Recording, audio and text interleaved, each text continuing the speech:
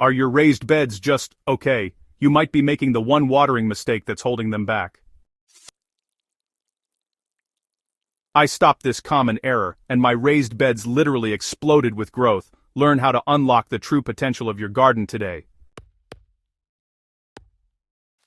For 3 frustrating seasons, I watched my raised beds produce mediocre harvests while neighbors with ground-level gardens somehow managed better results. My tomatoes stayed small, my lettuce bolted early, and my pepper plants looked perpetually stressed despite religious watering schedules.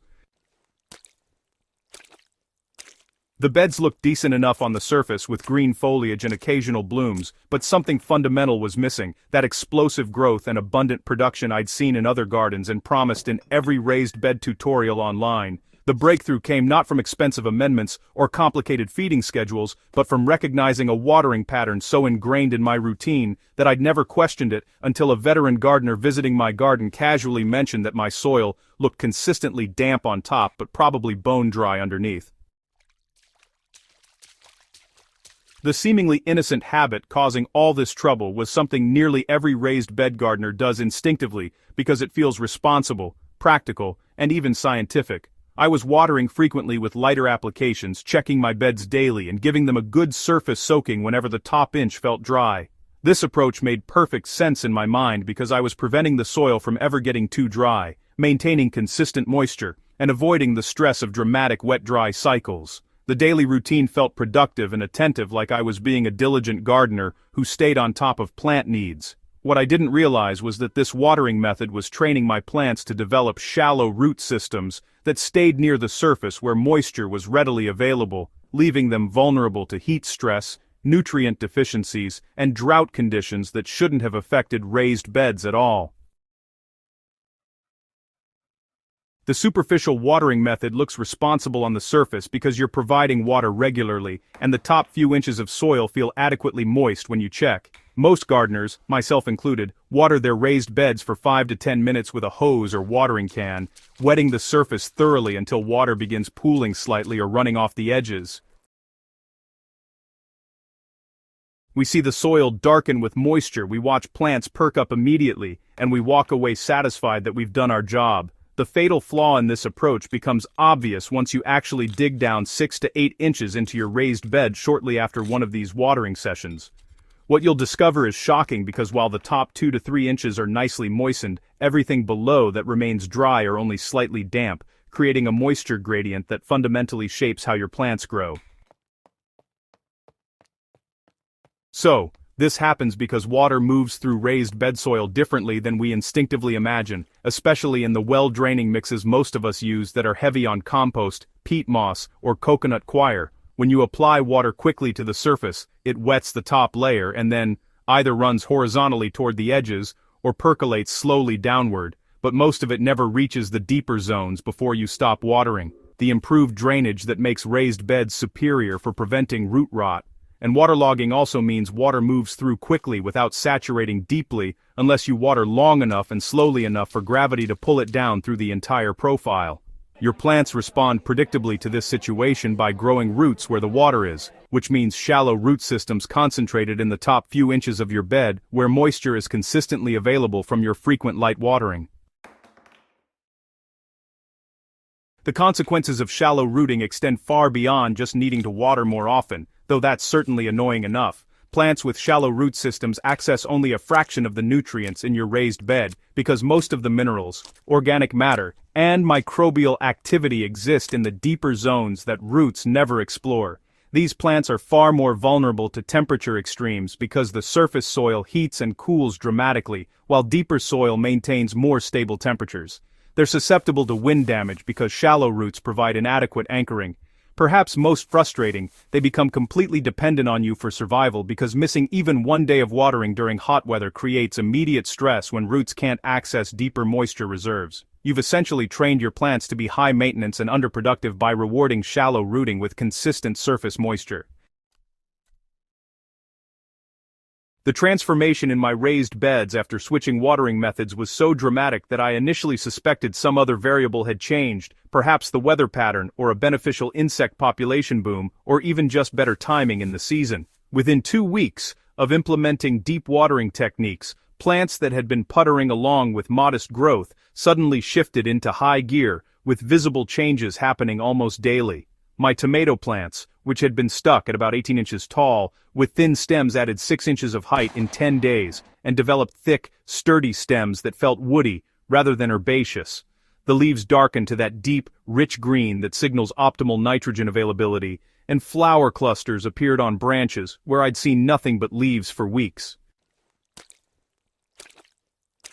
The lettuce transformation was perhaps most dramatic because these shallow-rooted plants had always been my problem children in raised beds, bolting at the first hint of warm weather despite afternoon shade and regular watering. After establishing deep moisture reserves in the bed, the same varieties that previously bolted at 65-degree temperatures continued producing tender, sweet leaves through 75-degree days without any bitterness or elongation. The root systems I eventually excavated from these plants revealed why, instead of the typical 2 to 3 inch root balls I'd seen previously, these lettuces had developed root systems extending 6 to 8 inches deep, accessing cooler, more stable soil zones that buffered them from surface temperature fluctuations. They were essentially living in a different microclimate than my previous shallow-rooted lettuces, despite growing in the same physical space. Pepper plants provided the most measurable yield increase because I'd been tracking production from specific plants as part of my garden journal. Plants in beds receiving deep watering produced an average of 43 peppers each over the season, compared to 18 peppers from the same varieties in previous years with shallow watering, representing a 239% increase that couldn't be explained by weather or variety differences. The plants themselves looked completely different, with multiple branching and thick foliage canopy that created its own shade and moisture retention, whereas previous years saw leggy plants with sparse foliage that required staking despite their small size. The deep-watered peppers never needed staking because their root systems anchored them firmly, even when loaded with fruit.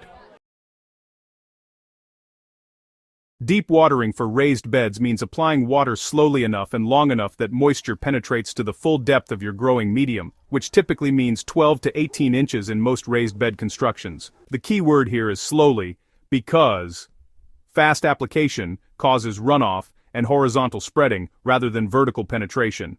I learned to water each raised bed zone for 20 to 30 minutes using a hose turned down to a gentle trickle, or a watering wand set to a shower pattern rather than a jet stream, moving the water source every few minutes to cover the entire bed surface evenly. This feels counterintuitive and wasteful at first, because you're standing there much longer than the quick 5-minute sprinkle you're accustomed to, but the results justify the time investment immediately. You know, the finger test really changed how I understood when deep watering had actually happened, because, honestly, the way the soil looks on the surface can be completely misleading about how deep the moisture goes. After I water, I push my finger, or sometimes a thin dowel rod, down into the soil in 3 or 4 different spots around the bed, checking for moisture at about 6, 9, and 12 inches deep. If the soil at those depths feels nice and uniformly moist and cool, instead of dry and warm, then I know the watering did its job. But if it's dry below 6 inches, I just haven't watered long enough, no matter how wet the surface looks. This test really opened my eyes because it showed me that my so-called thorough watering sessions were barely reaching 4 inches deep most of the time, leaving about 2/3 of my raised bed volume totally unused by plant roots. The frequency of watering changes a lot once you switch to deep watering, since you're building up these moisture reserves that last way longer than just surface dampness ever could. Instead of watering every day or every other day with those light sprinkles, deep watering usually stretches the intervals to every 3 to 5 days in hot weather, and maybe weekly or even less often when it's cooler, depending on your climate, the size of your bed, and what you're growing. You actually let the surface soil dry out a bit between waterings, which can feel kind of wrong at first, but it really encourages roots to grow deeper, searching for moisture instead of hanging out near the surface where water is more frequent. The top of the soil might look dry, and even crack a little, but if you dig down about 4 inches, you'll find there's still enough moisture for the roots, once they've grown down far enough to reach it. Soaker hoses and drip irrigation systems are just fantastic for deep watering because they deliver water slowly over a long period of time, and you don't even have to be there, which is great if you're busy. A soaker hose, for example, laid out through a raised bed and left running for about 40, 5 minutes to an hour, gives you that ideal deep watering by letting water seep gradually into the soil. No runoff, no erosion. Drip systems with emitters spaced every 12 inches work just as well, maybe even better, since they deliver water straight to the root zone without wetting the leaves or letting much evaporate. Both of these can hook up to timers, so you can automate your deep watering schedule, but I still recommend checking the soil moisture depth by hand once a week or so, at least until you've dialed in the timing for your own beds and climate. Mulching becomes exponentially more effective once you've established deep watering patterns because you're protecting moisture that exists throughout the entire bed depth rather than just preserving surface dampness that never reached root zones anyway. A 3 to 4 inch layer of organic mulch like straw shredded leaves or wood chips creates a barrier that reduces evaporation from the soil surface by 50 to 70%, meaning your deep watering sessions last even longer between applications. The mulch also moderates soil temperature extremes, suppresses weed competition, and gradually decomposes to feed soil biology, creating a synergistic effect where deep watering and mulching together produce results far exceeding either practice alone. Soil biology thrives in the stable moisture environment created by deep watering because microorganisms, beneficial fungi, and soil fauna need consistent conditions rather than the boom-bust cycle of frequent shallow watering. The mycorrhizal networks that form partnerships with plant roots and extend their effective reach for water and nutrients develop extensively in deeply moistened soil, but remain stunted in environments where only the surface stays wet. When you dig into a deeply watered, well-mulched raised bed, you'll notice it teems with earthworms, beneficial insects, and visible fungal strands that indicate a healthy, active soil food web. This biological activity breaks down organic matter, releases nutrients in plant-available forms, improves soil structure, and essentially creates a living system that becomes more productive each season rather than depleting over time.